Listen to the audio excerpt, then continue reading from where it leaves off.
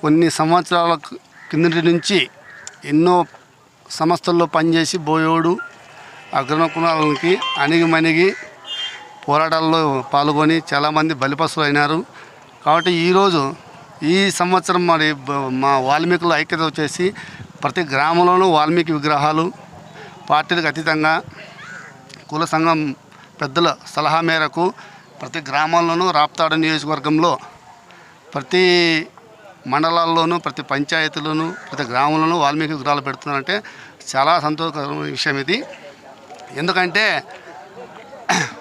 కొన్ని సంవత్సరాల నుంచి ఇంతవరకు ఇంత ఐక్యత ఎప్పుడు మాలో రాలేదు. ఇప్పుడు ప్రతి నాయకులు కానీ మా కుల సంఘ పెద్దల సలహా మేరకు ప్రతి ఒక్కరు మనము ఓ చైతన్యవంతం కావాలి, విద్యాపరంగా మనం ఎదగాలి, మనకు రాజకీయ పక్షాల గురించి కానీ ఈ ఫ్యాక్షన్ గురించి మనం దూరంగా ఉండి మన పిల్లల్ని మన భవిష్యత్తు మన చదువులు కాబట్టి మనం అందరూ సమైక్యంగా చేసుకోవాలని మా పెద్దలు సలహా మేరకు మేము రాప్తాడు నియోజకవర్గంలో ప్రతి గ్రామంలో కానీ జిల్లాలో కానీ అంతలెక్క ఇది ప్రచారం జరుగుతున్నది. కాబట్టి మాకు సంతోషంగా ఉంది. ఈరోజు ఈ మండలంలో మాలమూల ప్రాంతమైన మండలం మాది, కానీ ఈ గ్రామంలో ఈరోజు మనకి వాల్మీకి విగ్రహం ప్రతిష్టకు మా కుల పెద్దలు వస్తున్నారు.